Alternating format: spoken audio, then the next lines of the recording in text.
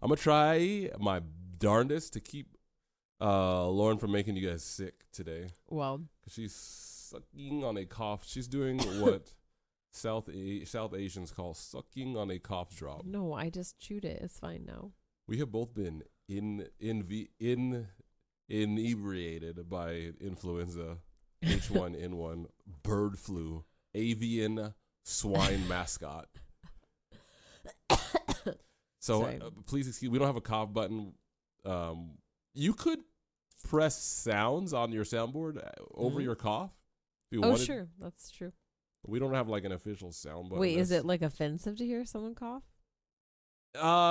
Many professionals, which we are, have cough buttons that they use when you cough. So if we don't act in a way that is commensurate with our professional, that is disgraceful. Yeah, all kinds of buttons. Just discover the soundboard a little more since you got a lot of coughs going on. But make sure that the sucking sound of the cough drop doesn't make it on the podcast today. Happy to be here with you guys. Super happy to be here with you guys. We are in love with you more than ever. Thank you to the people who are in love with us. Thank you. And you know, I want to be in love with the supernatural, with the spirit realm. And I've been spending a lot of brain power trying to help us all to fall more in love with it. But as somebody who loves to not just necessarily want to sound smart, but like actually be smart. They used to call me GPA Taylor in when I went to Pontiac school. They used to call me GPA Taylor. Pontiac school. Yeah, I forgot you did that. Not because I had a high GPA, but I used to mess with other people's GPAs. I lowered a lot of other people's GPAs at school so that my low GPA wasn't as bad. It was more like a median GPA. And that's the rest. That's literally me in the lab messing with people's GPAs. Can I share a really, really quick story, everybody? Is that okay with you guys? That's okay with us. Your boy almost did not graduate high school. And you know that you're saying that because you know the story? I do know the story. So here's basically the story of friendship. It is. So I had this girl who I lived in my neighborhood, and like we were homies and we talked on the bus all the time, like quality friendship. She was like a grade or two lower than me. Something. Not terribly relevant. But here's the thing. This is also a story of injustice in the school system. Because I was flanked by my math teacher in 9th grade. She's the one who set this whole disaster in motion. So really this was like God's justice for me. But so in 9th grade, I was taking a math test and at a school at school. And I literally dropped something. So I'm saying this because this is like every movie scene, but like this actually happened. I dropped something off of my desk during a math test, picked it up. My teacher immediately said, "Get up." And I was like, what? Like I was just confused. Like she said, "Get up." And she was like pissed and sent me to the office. No interrogation, no questions asked. Just the assumption was you just cheated. And I was like, huh?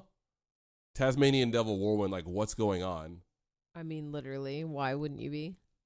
You know, racism, accusations of racism are very welcome here. Very welcome here. Very welcome here.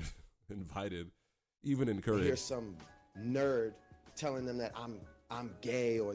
I love that. See, exactly. See what accusations do to people? They mess with you. So she sent me to extra class. That people also bad. Like, no, I'm sorry. She sent me. So I was banned from that class. So I had to go to like the bad kids class. Oh, like that incident was like one and done? Yeah, that was it. No recourse. Are you serious? Mom even came to school to hash it out with the principal, and they still said no, which is kind of insane. Okay, that's a bad teacher. Bad teacher, bad principal, bad school. I mean, yeah, but all those things. But just to let you guys know, like when you ask the question, like how come the righteous or how come the wicked, like I see the wicked prosper when you see that in the Psalms. This school actually got rebuilt and like the school's state of the art now. So, okay. You know, cool. Evil does win sometimes. Not in the long term, but in the short term. We know Jesus wins in the end. But anyway, so that like messed up that put me on the GPA track. And I actually don't know what sound that is. That's crazy. That put me on the mess up GPA track. Fast forward to 12th grade. I was giving God some soundtrack. Excellent. Fast forward to 12th grade. I'm short 1 credit. And shop class is like the last class that I need to like give me that last credit because I think they had to fit certain types of classes. But my shop teacher, I'm like scared of shop class. Almost cut my pinky off in 7th grade.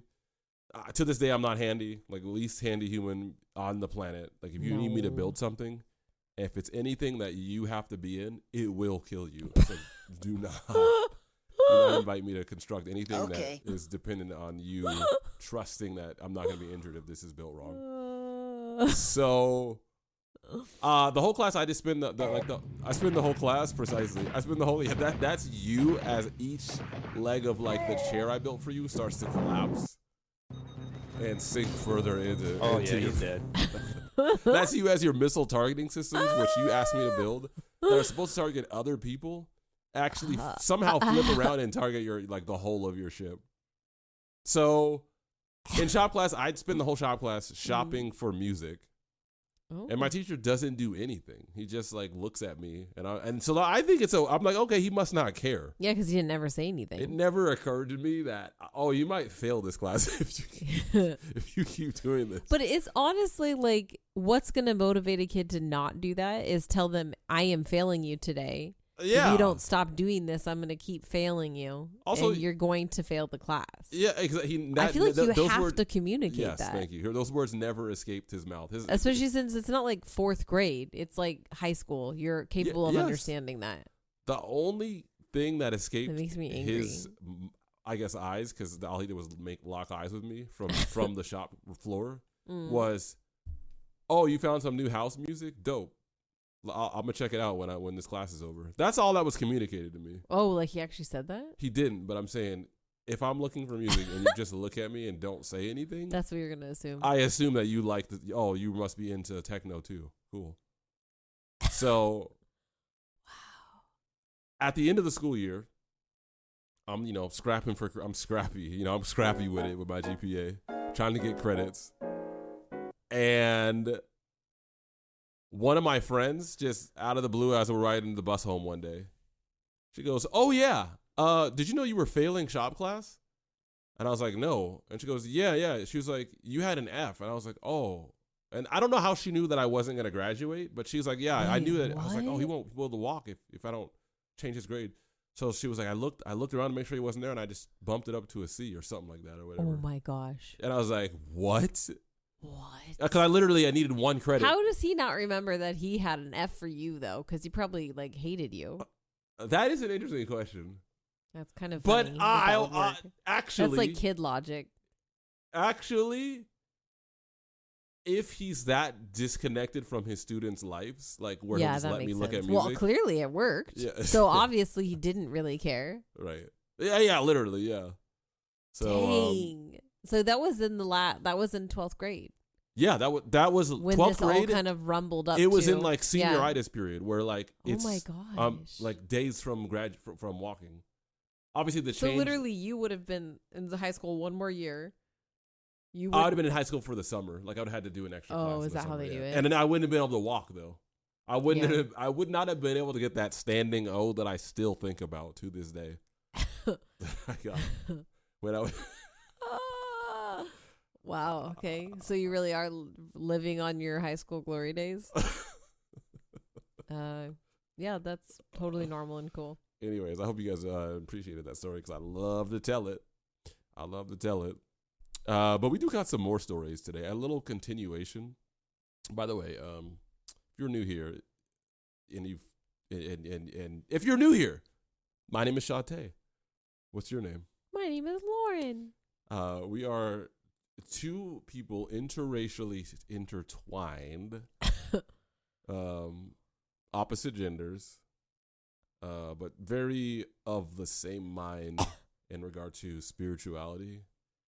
We are of the belief that Jesus is King, And we would love it if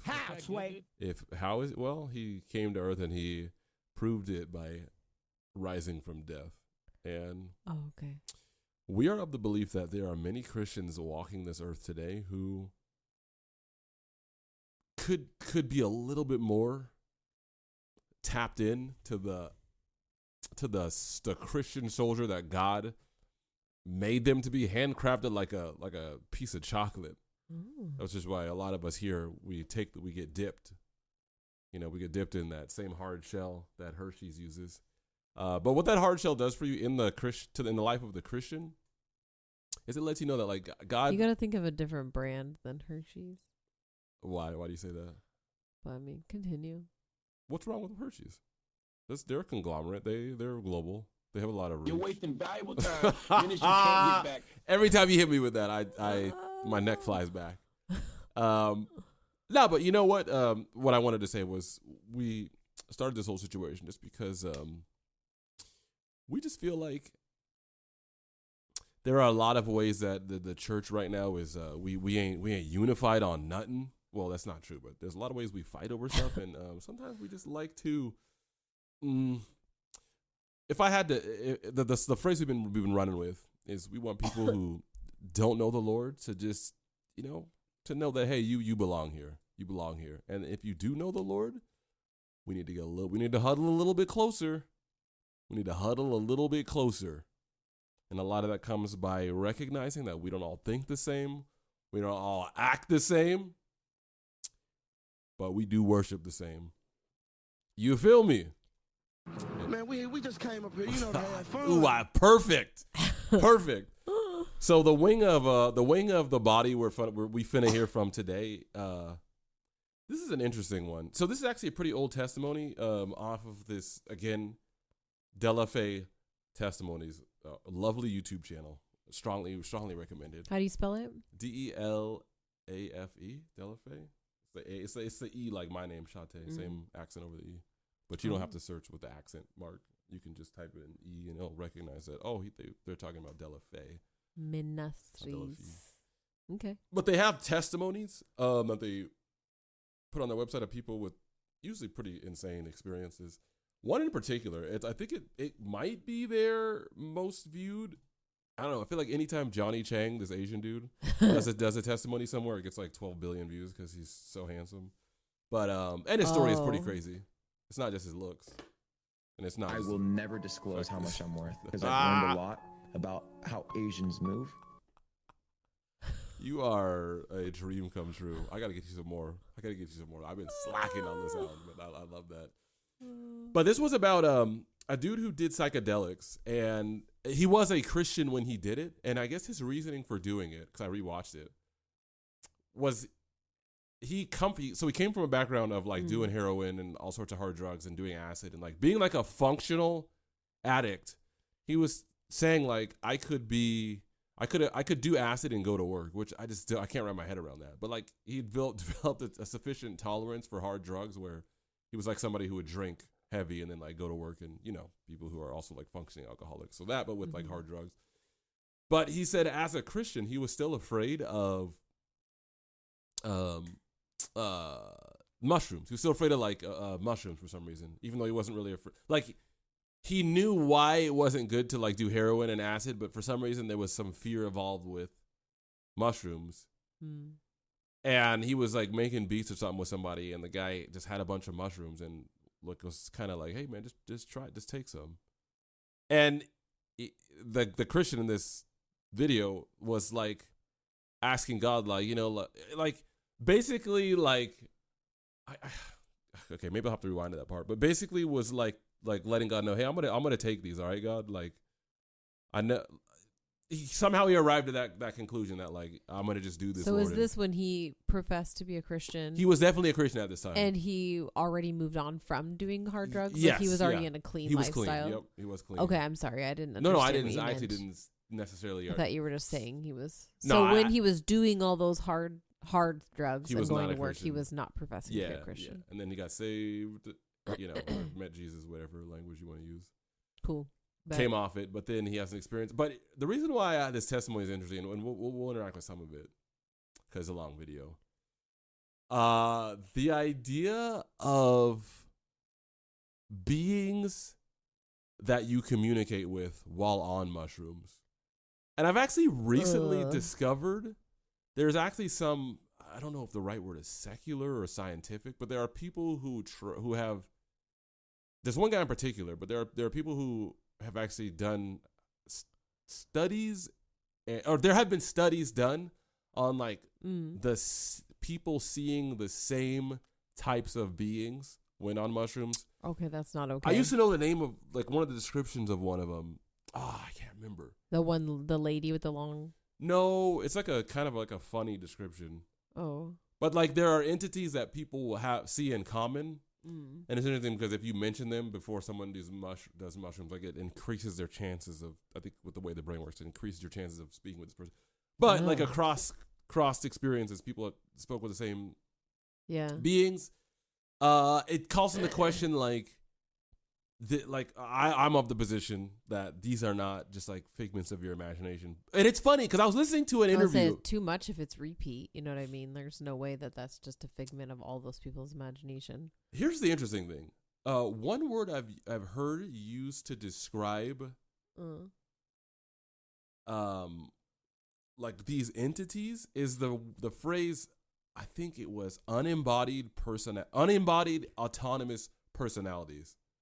Which is a very funny way of characterizing it.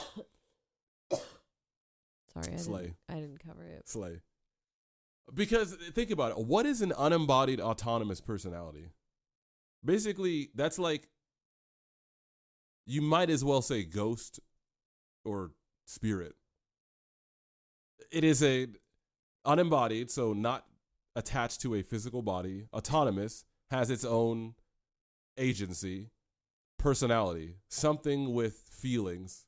You get what I'm saying? Like, that's just such an interesting way of trying to, or I'm not saying it's invalid, but it's a funny way of speaking about it, because it's like an acknowledgement that this thing has a mind of its own and is not attached to a physical body as we understand.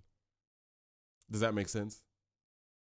That doesn't make sense to Lauren. She's just nodding. Yeah, I'm just nodding. She's just nodding. So let me. Are you wasting money on forgotten? You know, we don't get paid. We don't get over my thing. We don't get paid for no ads. The soundboard was talking. So I'm gonna jump into this. Let's just listen to homie talk about it. Fine. Bro, Santa Claus is coming to town. May I?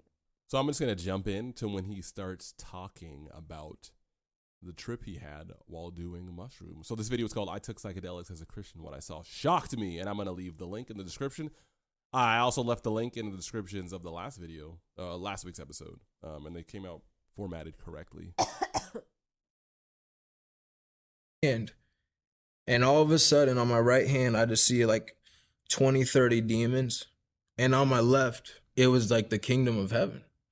I can't explain it. The kingdom was almost veiled in a sense. It was like if you put like a real thin white sheet over something, you could still see what everything is, but the fullness of its glory wasn't revealed.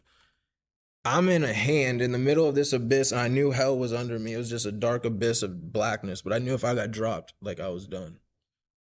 All these demons are on my right side, and they step like they're speaking to heaven. I'm in the middle, like in the hand, like, oh my gosh. And they said, this one that was like bigger than the other one stood up, and he said, "We're tired of this kid." They said, "He keeps coming to our kingdom and taking people out." And then he came back and ate off our table. Once he said that, it was like everything hit me. Like the fullness of my mistake was like, oh my gosh, what did you do? And then at that. So, That's question. insane. Question. Because the reason I wanted to listen to this today is because in this whole discussion about the supernatural ongoing in the month of May, off and on, pitter pat, give a dog a bone. Hopefully he comes in with a clear Mac head, Patty, clear like, give a dog a urine. bone. You know. There's something. There's like a way that I'm trying to communicate. There's like a way of assessing the like what is happening when you do mushrooms, and And also, I think you could expand this to like people who say like they saw heaven, or they had they died and they, you know, experienced certain things or whatever. The thing that's interesting to me to grapple with is like the how much the things expressed in these experiences corroborate with, okay, in this case I'll say how the Bible describes evil. And by evil I don't mean like evil that is in the world, but like evil beings or like the objectives of the enemy. Do you understand what I'm saying? Yeah. Mm-hmm. So, wow, just slapping myself in the face with my pop filter.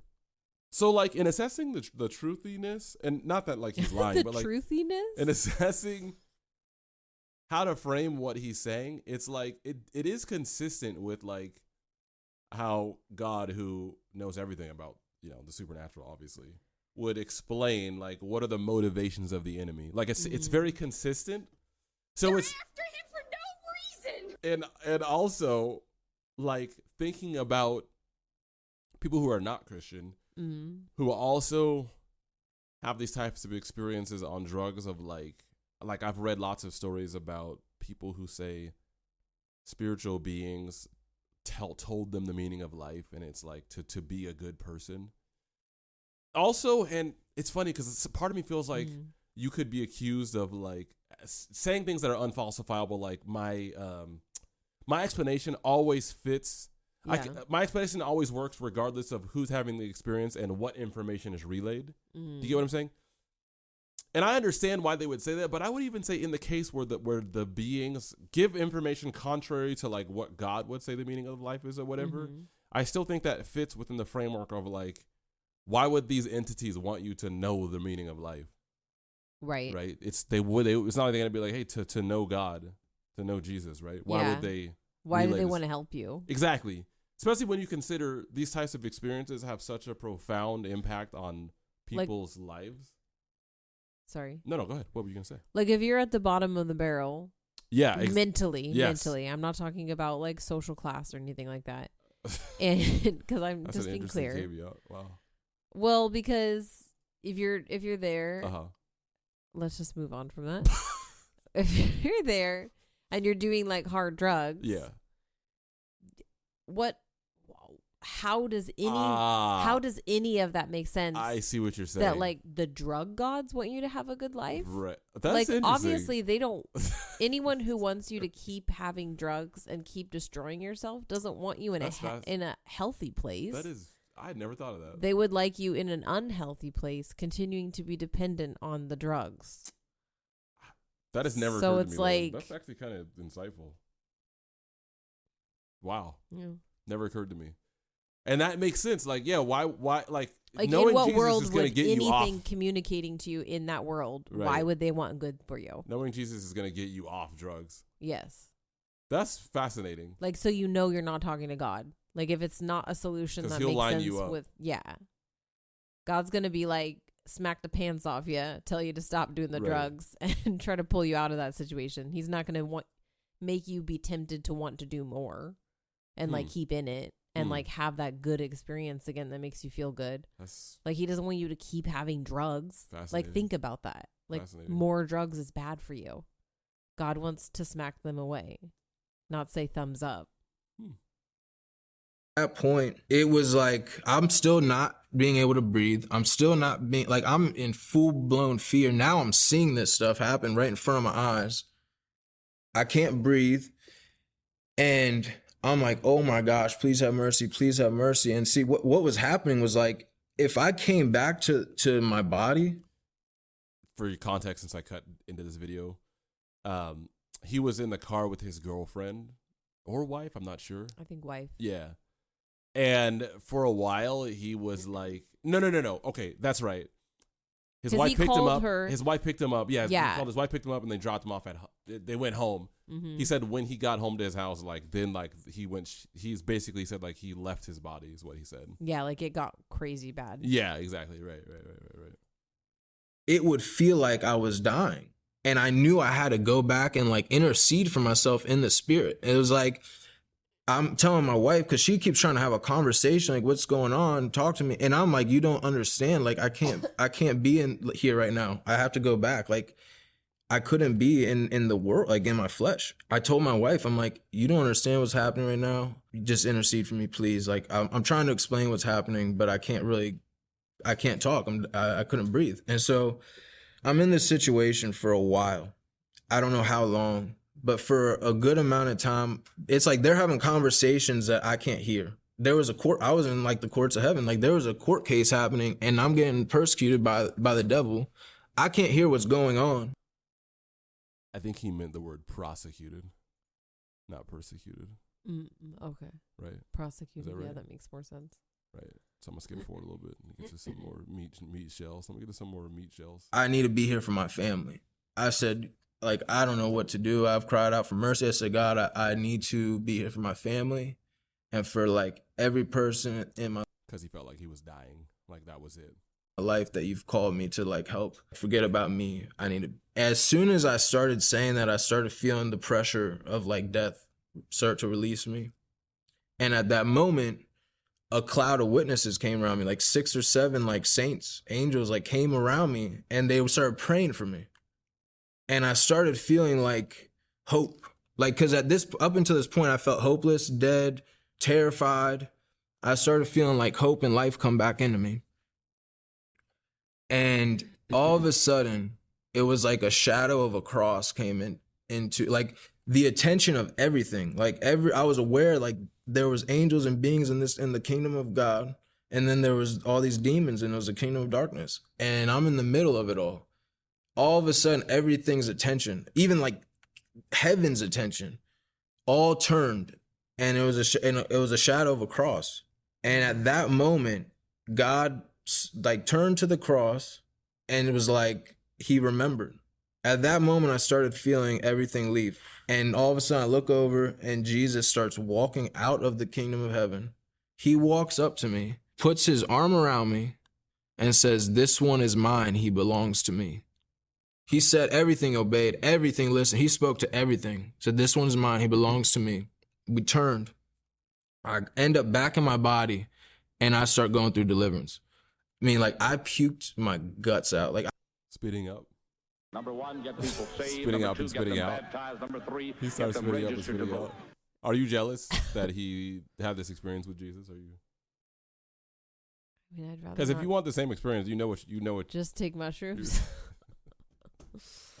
And hope that I can pray my way out as he's being like pulled in different directions. I filled up 3 plastic grocery bags, just puking my guts out. Like it hurt. It was like pulling my very insides out, kind of throw up. And I start puking and collapse. Like every ounce of energy and strength I had was gone.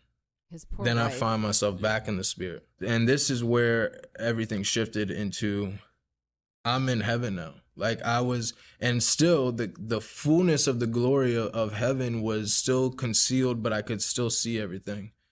It was just not in its fullness of glory. It was like maybe half of it. I don't know. I walk in, the first thing I see, I'm back out of my body. I look and Jesus is in front of me and he says, "Maybe we shouldn't do that again." Bro, he smiled at me. When people talk about the goodness of God, it's like, it is crazy.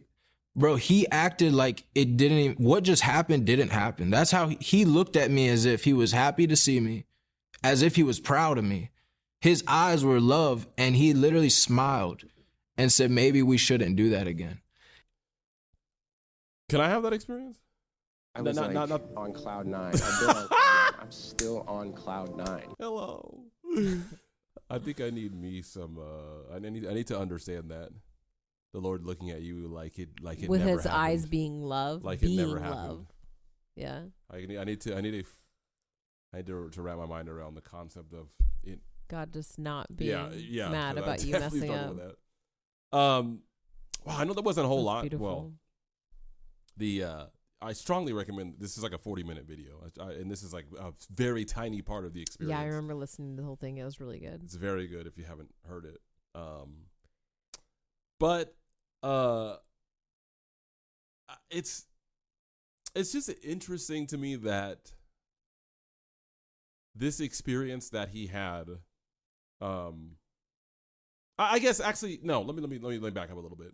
When you hear something like this, Lauren, is coming from a Christian? Is it pretty much just like, I don't know, like what's your way of processing this kind of, just hearing this type of story? This kind of that's just exotic, like New Testament, Paul, Saul, being blinded by Jesus type. Like it's something you'd read in the Bible, but happening today. Very much it fits in the lore of Bible stories. You know what I mean? Yeah. Like you did something crazy and God helped you out anyway in like this weird supernatural way. Like like Jonah getting swallowed by a whale. Like you were fleeing the job God gave you, and he did something crazy for you anyway. Mm-hmm. I mean, I feel like it's a very healthy reminder that when we get a little bit dry in our little bubble worlds, the God of the Bible is the God of now.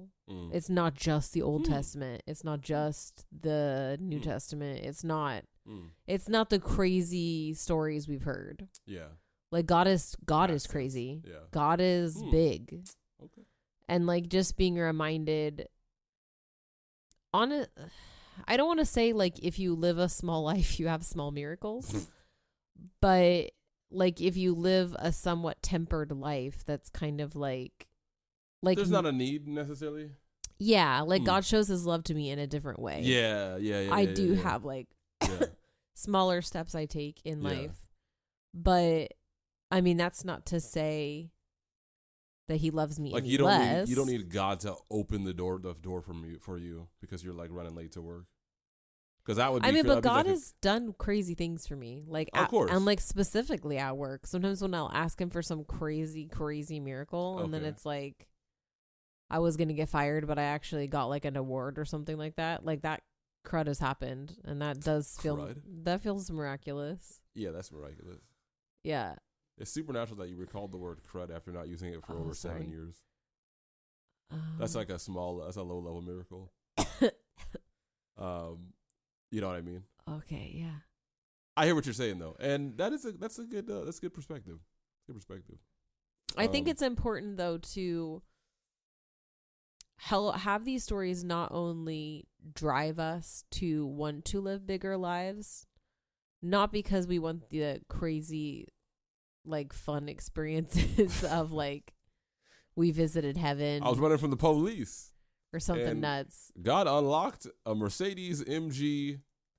I'm not saying you have to do big crime to have big God. The door was just unlocked, and I just pressed the button, and I didn't even have the keys on me, and the engine started. Do y'all? Yeah, you're right. Do y'all? That's real info I'm right doing there. you wrong. I'm doing you wrong. No, I'm just saying, like, I'm calling myself on to greater and more, and I think we all should too, because if you want to experience, like, you know, it's with anything. You're saying if you want the theme park faith, you need to like go to North Korea or something. That sounds like the angle you're taking. No. That's what I'm saying. Like the bigness for wild waves relationship with God. The bigness for whatever you are in and whatever you are supposed to do. Sure. I'm just saying, like, I know I could trust God more. I know I could give him more. I know I could talk to more people about him. I know I could expand my sphere. He's capable. Like there's been plenty of opportunities. He's capable. Yeah. If you but open your eyes. Or if you but give in. Like you could open your eyes and just still say no thanks. Because I've definitely done that. Okay. I respect that. I like that. Anyways, well. Yeah. That's it, y'all. That's it, man. That seems short. A other letter. Short as heck. Short AH. But we'll be back. And in the meantime, at the end of the day got it. It does. In the meantime, we'll be thinking about y'all 24/7. Love you guys. See you next time.